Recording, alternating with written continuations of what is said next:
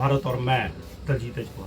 दोस्तों, हमारा हमेशा प्रयास होता है जब भी कोई किसी अध्यात्मिक धार्मिक स्थान पे जाते हैं, वहाँ के जो प्रीस्ट होते हैं, जो मुख्य पुजारी होते हैं, हम उनसे बातचीत करते हैं ताकि बहुत से लोग जो अध्यात्म को जानने की प्रबल इच्छा रखते हैं या प्रयास करते हैं, उनके लिए कुछ न कुछ हमारी बातचीत सार्थक हो सके। इसी के चलते आज हम विशेष तौर पर एक कर्मकांड के लिए जो जी कर्मकांड था वहाँ पे यहाँ हरियाणा के पेहोवा में आए थे और यहाँ पे हमारे जो पंडित जी हैं दीपक शास्त्री जी, हमारी उनसे भेंट हुई और भेंट वार्ता में हमारी उनसे बातचीत हुई जो अध्यात्म को लेके और साथ ही ये कर्मकांड को लेके। तो मैं बात कर रहा हूँ, मैं समझ रहा हूँ ये आज के समय में बहुत अहम बात है, ज़रूरी है कि ये कर्मकांड क्या है, इसको क्यों करवाया जाता है और यहाँ पेहोवा का क्या जो इतिहास क्या है, ताकि हमारे बहुत से यहाँ पे आते हैं, कर्मकांड करवा कर चले जाते हैं, गति करवा के जाते हैं, तो उनको ये पूरी तरह से मालूम नहीं होता कि यहाँ क्यों आते हैं, क्या करवाते हैं और किस लिए किया जाता है। हम इन सभी सवालों को लेके बात करेंगे दीपक शास्त्री जी, पंडित दीपक शास्त्री जी से, कि ये सवालत के लिए वो क्या बोलना चाहेंगे। सर, आपका स्वागत है जी दरबार पे। धन्यवाद श्रीमान जी। तो सर, सबसे पहले तो ये जो पेहोवा स्थान है, यहाँ पे जो लोगों की मृत्यु हो जाती है, चाहे बेशक अचानक हो जाती है या जो होती सडन होती है, जहाँ कंटिन्यू जैसे कोई किसी न किसी कारण होती है, तो यहाँ पे गति के लिए आपके पास आते हैं बहुत से आपके जो जजमान हैं। तो ये क्यों करवाया जाता है और पेहोवा के बारे में पहले ब्रीफ में हमें दर्शकों को बताइए, ये पेहोवा का क्या मतलब महत्व क्या है, इस जहाँ पे स्थान की क्या जो महत्ता है यहाँ ने। देखिए श्रीमान जी, मैं सरस्वती तीर्थ पे जी पंडित गंगाराम जी की गद्दी पे मुख्य पुरोहित के तौर पर नियुक्त हूँ जी। मेरा नाम दीपक अत्री है। ये सरस्वती माता का तीर्थ है जी। आदि काल से शास्त्रोक्त कहते हैं कि जब ब्रह्मा जी ने सृष्टि की रचना शुरू की थी जी। तो सबसे पहला स्थान था जो अपने तप से पृथु की भूमि बनाई थी, राजा पृथु की भूमि जी। राजा पृथु ने इसका पुनर्निर्माण किया था जी।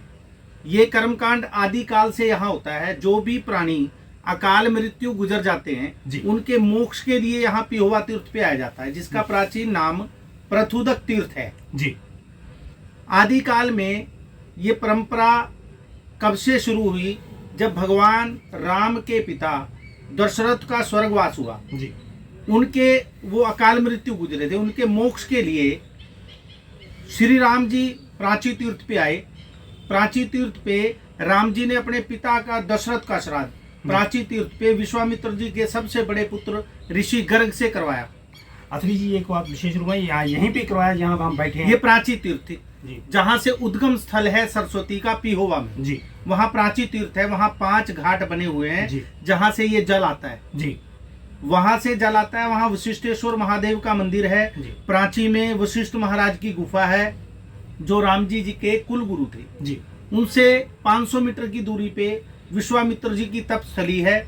विश्वामित्र के सबसे बड़े पुत्र थे ऋषि गर्ग जी, जो अध्यात्म गुरु थे श्री राम जी के पारिवारिक जी। उन्होंने दशरथ का श्राद्ध राम जी के पिता का दशरथ का श्राद्ध प्राची तीर्थ पे करवाया था, तभी से ये परंपरा यहाँ चली आ रही है। अत्री सर, ये जो आप बता रहे हैं ये श्री राम जी के इतिहास से जुड़ी बातें हैं, ऋषि गर्ग जी से जुड़ी बातें हैं, तो ये अकाल मृत्यु अभी की अभी आपने जो शब्द हुआ अकाल मृत्यु, धार्मिक ग्रंथों के मुताबिक जो अकाल मृत्यु क्यों होती है, इसके क्या कारण हो सकते हैं? क्या पितृ भूल होती है या कोई और भूल होती है? देखो, ये कर्मों का लेख है जी।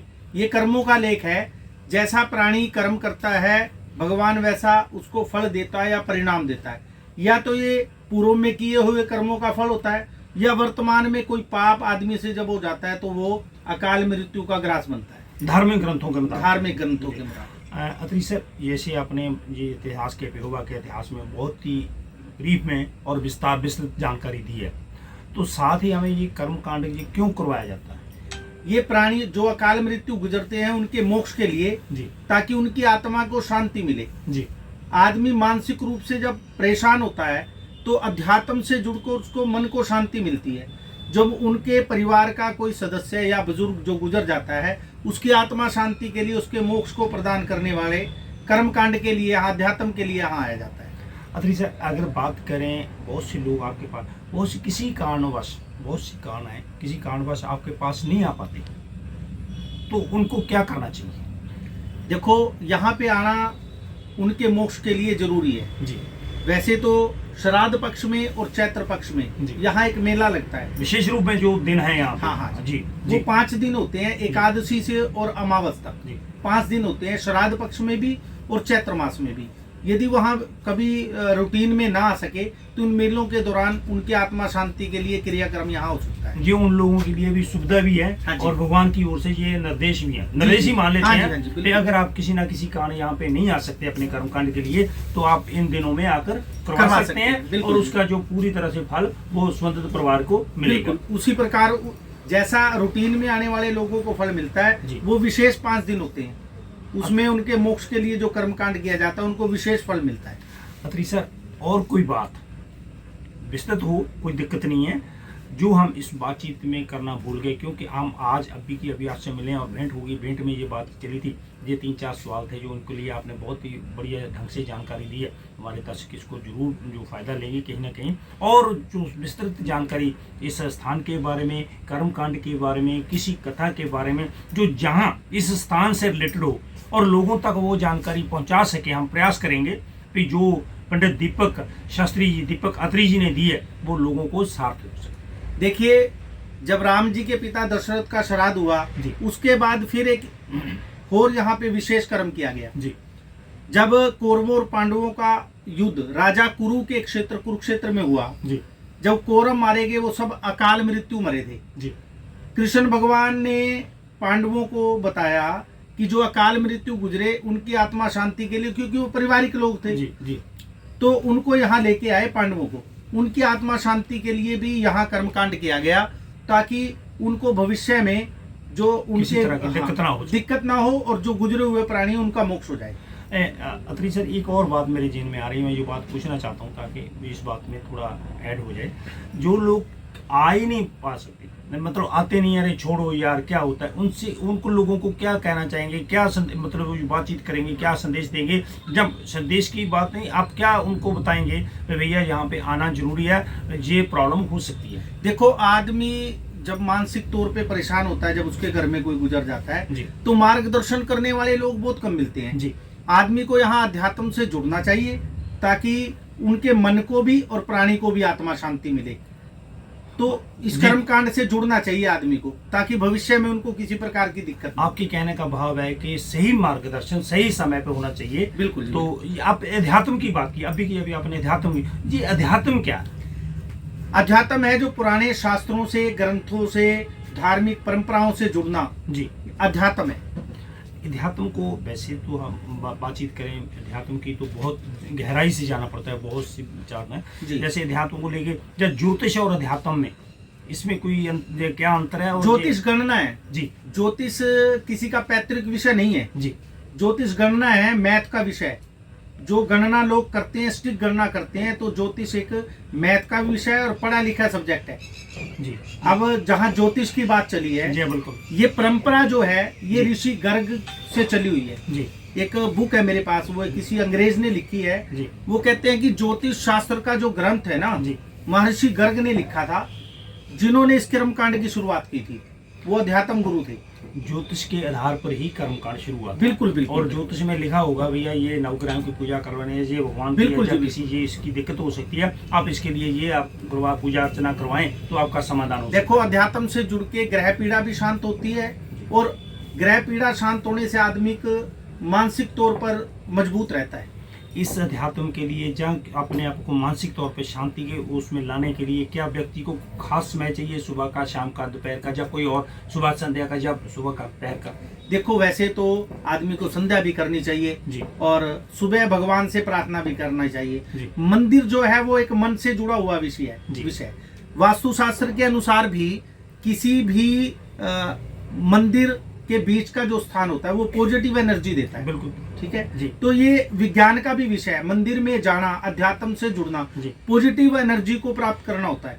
जी मंदिर में जाना भी पॉजिटिविटी को प्राप्त करना होता जी। है। इसलिए अध्यात्म और हवन, यज्ञ और मंदिर जाना ये आदमी को मानसिक तौर पे मजबूत करता है और पॉजिटिव एनर्जी देता है। दीपक अत्री जी, अभी वास्तु शास्त्र की बात हुई है। जी वास्तु के बहुत सो जो प्रवक्ता हैं, जो माहिर हैं, महारत रखते हैं, वो बोलते हैं बहुत बड़ी बिल्डिंग्स होती है, अगर किसी कॉर्नर में कोई दोषपूर्ण हो, कोई कॉर्नर को ये दक्षिण पूर्व पश्चिम या किसी तरह का, उसके लिए अगर बहुत सी बिल्डिंगों को इमारत को गिराना भी पड़ता है और कई बार वो दिक्कत हो जाती है। वास्तु और ज्योतिषी में कुछ अंतर है या कुछ सेम प्रोसेस है? नहीं, ये दोनों विज्ञान के अलग अलग विषय हैं। जी। ज्योतिष एक अलग विषय है, वास्तुशास्त्र एक अलग विषय है। आदमी को जब भी किसी चीज का निर्माण करना चाहिए तो वास्तुशास्त्र के अनुसार करना चाहिए। विज्ञान है ये, अंधविश्वास नहीं है।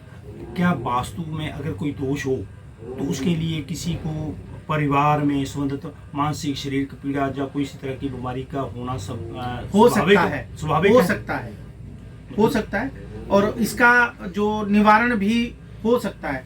जो वास्तु के स्पेशलिस्ट लोग होते हैं वो उसका कोई ना कोई उपाय जरूर खोज निकालते हैं। मतलब विशेष तौर पर आपका ये कहना है कि जो अगर किसी ने किसी भी तरह की इमारत या कोई बनाना है तो उसको वास्तु के आधार पर ही बनाना चाहिए, बिल्कुल ताकि बनाना भविष्य चाहिए। में कोई उसे दिक्कत ना हो। हाँ और जी। उसके अगर कोई दिक्कत आती है तो जो कोई इसी तरह का भी माहर रखते हैं तो उनका समाधान वो करवा सकते हैं। बिल्कुल उनसे सलाह मशवरा करना चाहिए। और कोई बात दीपक शास्त्री जी?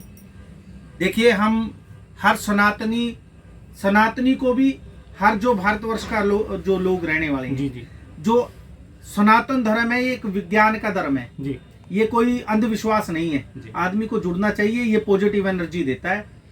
स्नान करना, तीर्थ पे रहना, हवन यज्ञ करना मानसिक शांति प्रदान करता है और पॉजिटिव एनर्जी देता है। जी। आदमी को अध्यात्म से जुड़ना चाहिए, सनातन से जुड़ना चाहिए, अपने गुरुओं से, गुरु परंपराओं से जुड़ना चाहिए, जिससे आदमी मानसिक तौर पे मजबूत रहता है। बहुत बहुत धन्यवाद। सो दोस्तों, ये थे दीपक अत्री, पंडित दीपक अत्री जी, जो पंडित गंगाराम जी की गद्दी पर निरंतर चले आ रहे हैं। और यहाँ पे मैं ये भी बता दूँ, हमारा इनसे मिलने का एक राब्ता, एक स्वभाव बहुत बढ़िया। पंडित विनायक जी हुए हैं जो यहाँ पे पेहोवा में ही रहते हैं, उन्होंने इनसे मेरी भेंट करवाई थी मेरे निजी कार्य के हेतु। पर अभी के अभी इनसे बात होने के बाद मेरी जी बातचीत हो गई, तो मैंने प्रयास किया है कि इनसे कुछ ही सवाल को लेकर पूरा बातचीत करूं, और वो की है। और अपने चैनल के माध्यम से लोगों तक, आवाम तक पहुंचाने का प्रयास भी करूंगा, ताकि बहुत से लोग हैं जो इसे देखकर कुछ न कुछ सार्थक समझेंगे और अध्यात्म जो वास्तु या ज्योतिष पे किस तरह को उस पर असर करना है या प्रभाव लेना है या उसको सार्थक लेना है या नेगेटिव लेना है, वो उनकी अपनी भावना है। और ये भी मैं यहाँ पे बता दूँ, हमारा कभी भी, हम कहीं भी कभी भी इस तरह की बातचीत करें और ऐसा हमारा कोई इच्छा नहीं होती, कोई मतलब मानसिक तौर पे ये नहीं होता हम किसी ध्यान को या किसी को वहम में या भ्रम में या किसी को डालें। बिल्कुल स्पष्ट और साफ बातचीत करते हैं ताकि लोग उसे अच्छी तरह से समझ सकें। पेहोवा से दा भारत के लिए दलजीत अजनुहा। बहुत बहुत धन्यवाद सर, थैंक यू। धन्यवाद।